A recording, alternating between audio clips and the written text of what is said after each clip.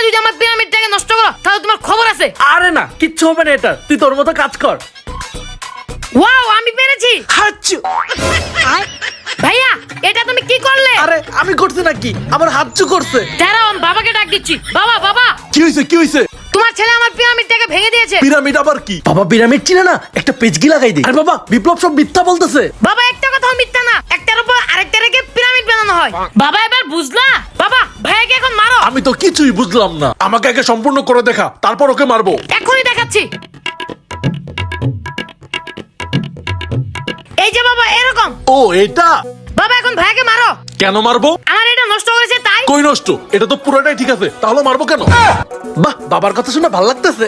কিন্তু ভাইয়া তো ওটা হাসি দিয়ে নষ্ট করেছে। দাঁড়াও, আমি দেখাচ্ছি। হাঁচ, এই যে এইভাবে। এটা পুরোটা ঠিক ছিল, এখন তুই তোরটা নষ্ট করেছিস, তোরটা তুই ঠিক করবি। বাহ, কি চমক।